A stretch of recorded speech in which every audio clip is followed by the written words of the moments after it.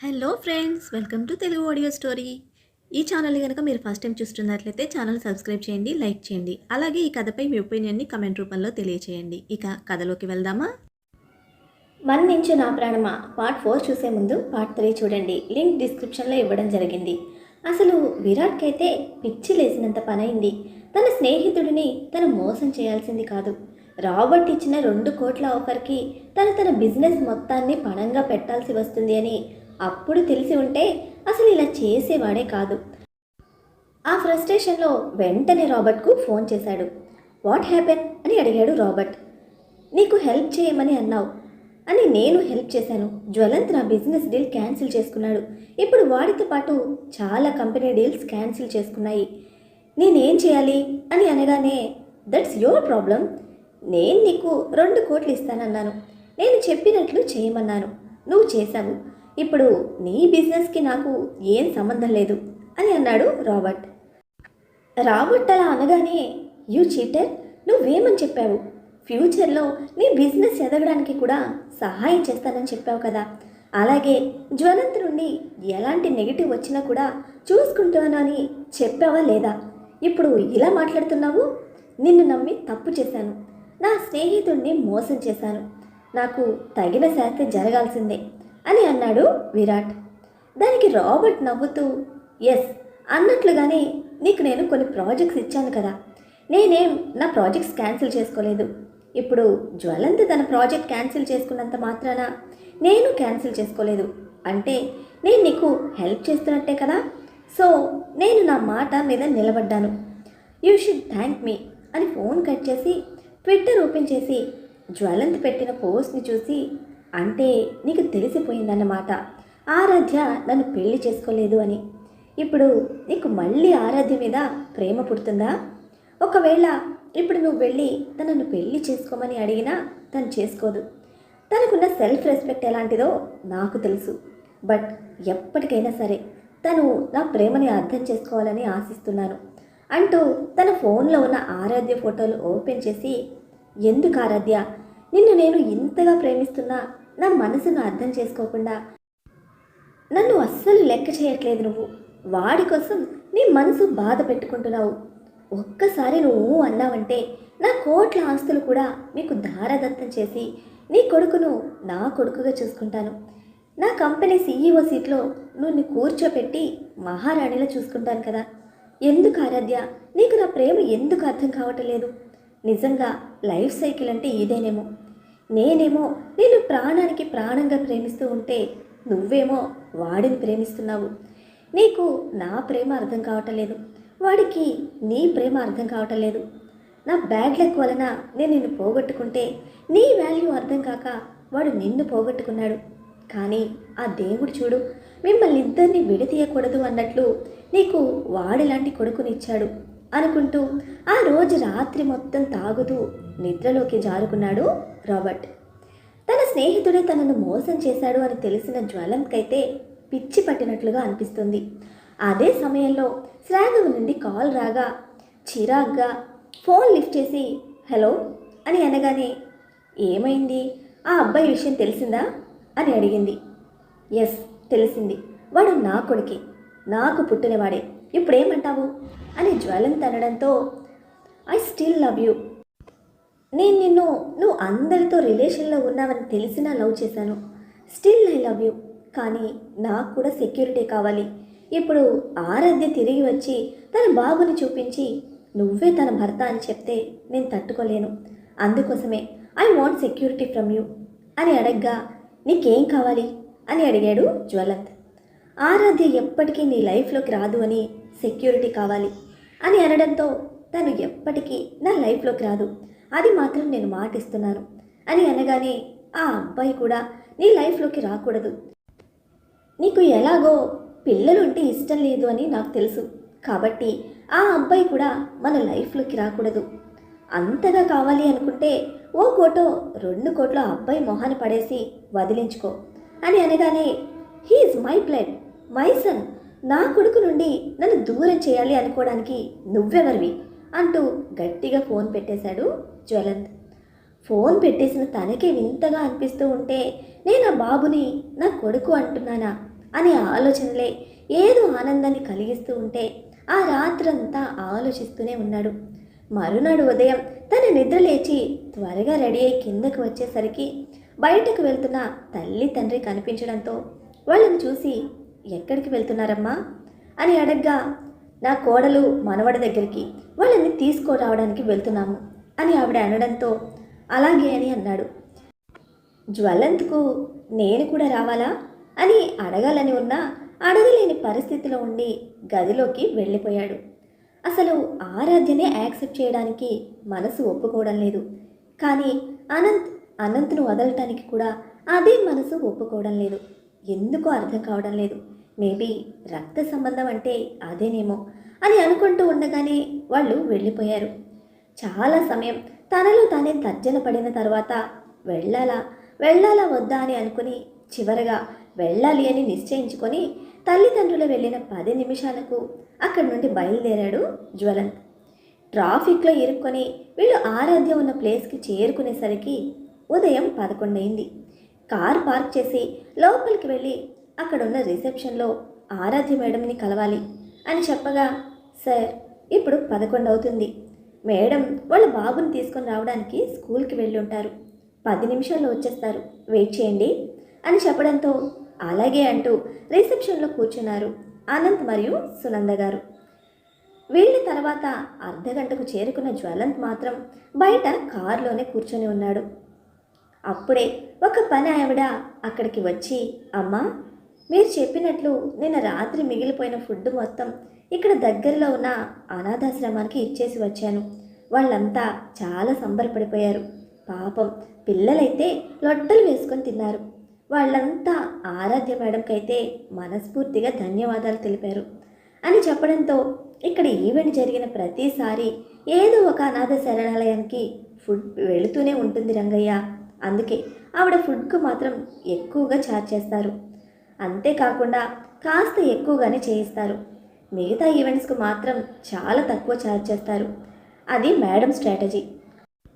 వాళ్ళు వేస్ట్ చేసే ఫుడ్ కొంతమందికి కడుపు నింపుతుంది అనేది మేడం ఆలోచన అని చెప్పడంతో, అవును చాలా మంచి మనసు కదా ఆవిడది అని అన్నాడు రంగయ్య. ఇదంతా వింటున్న అనంత్ గారికి ఆయన భార్యకి ఎప్పుడెప్పుడు ఆరాధ్యని చూద్దామా అని, ఎప్పుడెప్పుడు వాళ్ళ వారసుడిని చూద్దామా అని మనసు ఉరకలు వేస్తూ ఉంటే గడియారంలో కదులుతున్న నిమిషాల ముళ్ళను అదే పనిగా చూడసాగారు. కాసేపటికి ఆ రిసెప్షనిస్ట్కు ఫోన్ రాగా ఫోన్ లిఫ్ట్ చేసి ఎదుటి వాళ్ళతో ఏదో మాట్లాడుతూ, లేదండి ఇక్కడ అలాంటి ఫెసిలిటీ ఉండదు, మా మేడం స్ట్రిక్ట్గా ఉంటారు, మీ ఆధార్ కార్డ్ అలాగే మ్యారేజ్ సర్టిఫికేట్ చూపిస్తేనే ఇక్కడ రూమ్ అలాట్మెంట్ ఉంటుంది, ఇక్కడ రూమ్ కావాలంటే మాత్రం ఖచ్చితంగా మీరు సర్టిఫికేట్ సాఫ్ట్ కాపీని సబ్మిట్ చేయాల్సిందే అని చెప్పి ఫోన్ పెట్టేయగా కావాలని ఆవిడతో మాట్లాడుతూ, ఈ హోటల్ ఎప్పటి నుండి నడిపిస్తున్నారమ్మా అని అడిగారు అనంత్ గారు. సార్ ఈ హోటల్ చాలా రోజుల నుంచి ఉంది సార్, ఈ మధ్య ఆరాధ్య మేడం టేక్ ఓవర్ చేశారు, అప్పటి నుండి చిన్న చిన్న ఈవెంట్స్ జరుపుతున్నారు, నిన్న ఫస్ట్ టైం మాకు ఒక పెద్ద బిజినెస్ మీట్ వచ్చింది అని చెప్పడంతో, ఇక్కడ ఎవరెవరు ఉంటారు, ఆవిడ భర్త కలిసి మెయింటైన్ చేస్తారా అని అడిగారు. తను వినకూడని మాట ఏదో వినకూడదు అన్నట్లుగా దేవుని మనసులో తలుచుకుంటూనే ఏం చెప్తారా అన్నట్టుగా ఆవిడ వైపు చూస్తూ, భర్త అడిగిన ప్రశ్నకు సునంద గారు కూడా ఎదురు చూస్తూ ఉంటే, లేదు సార్, మ్యామ్ సింగిల్ పేరెంట్, దాదాపు 4 ఇయర్స్ నుండి ఇక్కడే వర్క్ చేస్తున్నారు, ఈ మధ్య ఓనర్కి లాస్ వచ్చి ఆయన హోటల్ని అమ్మేస్తాను అని అన్నప్పుడు తను తీసుకుంటాను ఇవ్వమని మా ఓనర్ని బ్రతిమలాడితే కాంట్రాక్ట్ బేసిస్ కింద మా ఓనర్ మేడంకి ఇచ్చారు అని చెప్పడంతో, అంటే గత 4 సంవత్సరాలుగా తను ఒక్కతే బాబుతో ఉంటుందా ఇక్కడ అని అడగ్గా, అవును సార్, 4 సంవత్సరాలుగా ఆవిడ ఒక్కరే ఉంటున్నారు, ఇక్కడ ఆవిడ ప్రెగ్నెంట్గా ఉన్నప్పటి నుండి పనిచేస్తున్నాను, ఆవిడ కోసం అంటూ ఎవ్వరూ రారు, తను తన బాబు అంతే అని చెప్పగా, మరి ఆవిడ భర్త అని అడిగారు అనుమానంగా. కానీ ఆ అనుమానం వెనక ఎంతో ఆనందం దాగి ఉంది అన్న విషయం ఆయనకు సునంద గారికి మాత్రమే తెలుసు. నాకు తెలియదు సార్, ఆవిడ పర్సనల్ విషయాలు కూడా ఎవ్వరితో పెద్దగా చర్చించరు. అందుకే మాకు ఆవిడ గురించి ఇంతకన్నా ఎక్కువగా ఏమీ తెలియదు సార్ అని ఆవిడ చెప్పడంతో అలాగా అని అన్నారు. అంతలోనే ఒక బాబు లోపలికి పరిగెత్తుకుంటూ వచ్చి ఎదురుగా ఉన్న ఇద్దరిని చూసి అలాగే నిలబడిపోగా ఆ బాబు తన మనవడే అని అర్థమైన అనంత్ మరియు సునంద గారు ఆ బాబు ముందుకు వెళ్ళి ఇద్దరు మోకాళ్ళ మీద కూర్చొని నీ పేరేంటి నాన్న అని ప్రేమగా అడిగారు. అనంత్ శ్రీముఖ్ తాతగారు అని మర్యాదగా చెప్పడంతో అనంత్ గారికైతే కళ్ళలో బాధ, మనసులో ప్రేమ, ముఖం మీద ఆనందం ఒకేసారి పొంగి పొరలిరాగా బాబును గట్టిగా హత్తుకున్నారు. సునంద గారికైతే మనవణ్ణి చూస్తూ ఉంటే చిన్ననాటి తన కొడుకు గుర్తు రావటంతో అనంత్ గారు వదలగానే బాబుని హత్తుకొని ముద్దులతో ఉక్కిరి బిక్కిరి చేయసాగారు. అక్కడ ఉన్న రిసెప్షనిస్ట్ అది చూసి భయపడుతూ మేడం ఎక్కడా, ఇంకా లోపలికి రావట్లేదు, వీళ్ళేమో బాబుని ఏమేమో చేస్తున్నారు అని ఎదురు చూడసాగింది. అప్పుడే లోపలికి వస్తూ పరిగెత్తకూడదని ఎన్నిసార్లు చెప్పాను నాన్న, పడిపోతావు కన్నయ్య అంటూ తలెత్తి వీరిద్దరినీ చూసి ఆగిపోయిన ఆరాధ్యను గమనించిన సునంద గారు బాబుని అనంత్ గారి చేతుల్లో పెట్టి ఆరాధ్య ముందుకు వెళ్ళి నిలబడి ఎలా ఉన్నావు తల్లి అని ప్రేమగా అడిగారు. ఆవిడ మాటల్లోని ప్రేమ తన మనసుని తాకుతూ ఉంటే ఎక్కడ మళ్ళీ కరిగిపోయి మనసు లేని వాడి చెంతన చేరాల్సి వస్తుందో అనే భయంతో బాగున్నానండి అంటూ ముక్తసరిగా సమాధానం చెప్పింది ఆరాధ్య. ఈసారి అనంత్ గారు మనవడితో సహా వెళ్ళి ఆరాధ్య ముందు నిలబడి మమ్మల్ని మర్చిపోయావా తల్లి, 4 సంవత్సరాలుగా ఇక్కడే ఉన్న ఈ అత్తయ్య మావయ్యను చూడాలని ఒక్కసారి కూడా నీకు అనిపించలేదా అమ్మా, మా మనవణ్ణి మాకు చూపించాలని అనిపించలేదా తల్లి, మేము అంత కాని వాళ్ళం అయిపోయామా అని బాధగా అడగ్గా ఆ ప్రశ్నకు సమాధానం చెప్పలేని తను సైలెంట్గా తలదించుకుంది. ఇదంతా గమనిస్తున్న రిసెప్షనిస్ట్కి అయితే మతి చెదిరిపోతుంది. 4 సంవత్సరాలుగా మొదటిసారిగా ఆరాధ్య కోసం ఒక కుటుంబం రావడం, ఆరాధ్యను కోడలుగా అలాగే బాబుని మనవడిగా చెప్తూ ఉంటే అంటే వీళ్ళు ఆరాధ్య గారి అత్తమామల అంటూ ఆలోచనలో పడిపోగా బాబుని చేతిలోకి తీసుకుంటూ నాకు కాస్త పనుందండి నేను వెళ్ళొస్తాను అంటూ వెనక్కి తిరిగిన ఆరాధ్య చేతులు పట్టుకొని ఆపి మన ఇంటికి వెళ్దాం పదమ్మా అని అన్నారు సునంద గారు.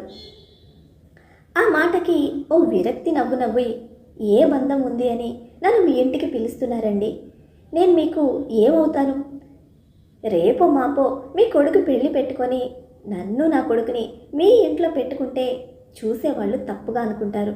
నా వల్ల మీ కుటుంబంలో కలతలు రావటం, మీ కుటుంబం పరువు పోవడం నాకు ఇష్టం లేదండి. నేను ఎవ్వరి ఇంటికి రాదలుచుకోలేదు, ఎవ్వరి మీద డిపెండ్ అవ్వాలి అని కూడా అనుకోవడం లేదు. నా కాళ్ళ మీదనే నిలబడతాను. ఇప్పుడు నాకంటూ చూసుకోవడానికి నా కొడుకున్నాడు, నాకు ఒక బాధ్యత ఉంది. ఎవరైనా నడిరాత్రి ఇంట్లో నుంచి వెళ్ళిపోమని చెప్తే గెంటేస్తే నాతో పాటు నా కొడుకు కూడా రోడ్డున పడాల్సి వస్తుంది. అలాంటి సంబంధాలు వద్దు, కుటుంబం అస్సలే వద్దు, మా మానాల మమ్మల్ని బ్రతకనివ్వండి అంటూ ఒక అడుగు ముందుకు వేసి మళ్ళీ వెనక్కి తిరిగి భయపడకండి, ఇప్పుడే కాదు ఎప్పుడు కూడా దేని గురించి నేను కానీ నా కొడుకు కానీ మీ నుండి ఏమీ ఆశించాం. నా కొడుకును నేను సింగిల్ మదర్గానే పెంచుతాను, అలాగే వాడి పుట్టు పూర్వత్రాలు వాడికి తెలియకుండానే చూసుకుంటాను. కాబట్టి మా వల్ల మీకేం ప్రాబ్లం రాదు అని చెప్పి అక్కడి నుండి వెళ్ళిపోయింది ఆరాధ్య.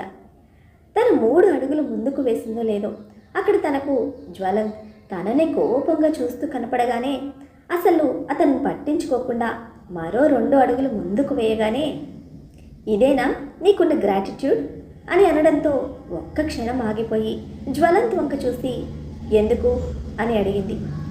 సరే ఒప్పుకుంటాను, నేను నిన్ను బాధ పెట్టాను, నేను కదా నిన్ను బాధ పెట్టింది, నేను కదా నిన్ను వెళ్ళగొట్టింది, వాళ్ళైతే కాదు కదా, వాళ్ళైతే నేను కూతురు కంటే ఎక్కువగా చూసుకున్నారు. నువ్వు కనిపించావు అని తెలియగానే నీకోసం పరుగులు పెట్టుకుంటూ వచ్చారు. ఇన్ఫ్యాక్ట్ నా పెళ్ళి కూడా ఆపేయడానికి సిద్ధపడ్డారు.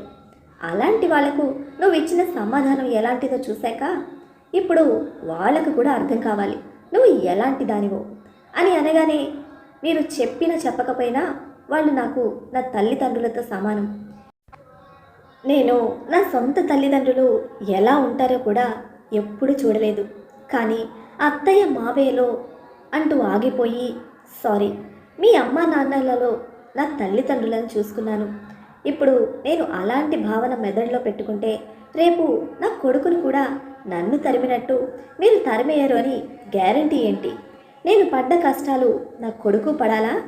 ఇప్పటికీ వాడు సింగిల్ పేరెంట్ కొడుకుగా అందరి దృష్టిలో ఉండిపోయాడు.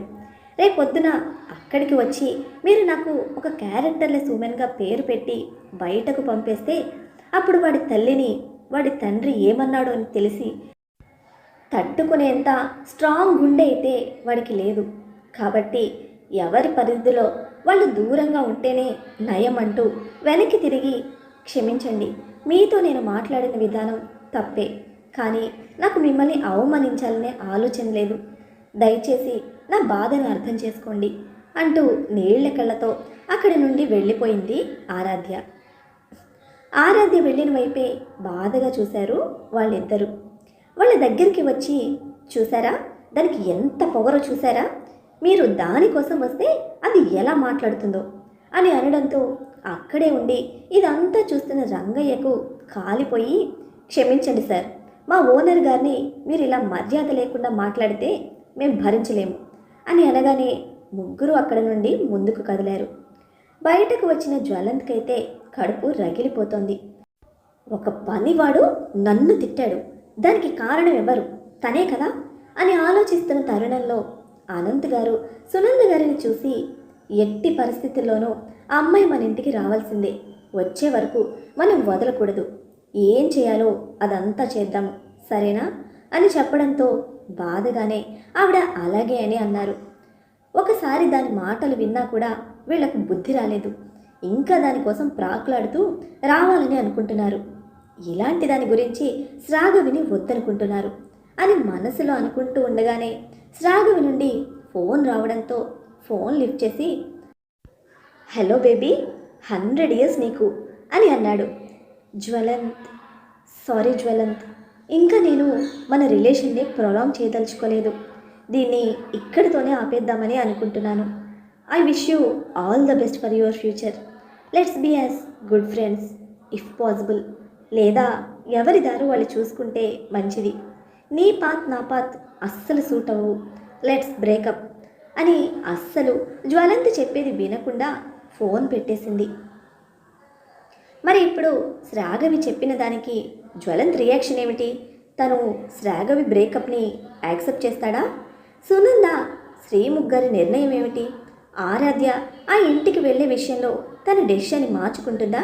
ఏం జరుగుతుందో తెలుసుకోవాలంటే నెక్స్ట్ ఎపిసోడ్ని ఫాలో చేసేయండి. మరి అలానే ఈ ఎపిసోడ్ని లైక్ చేయటం మాత్రం మర్చిపోకండి. Bye friends.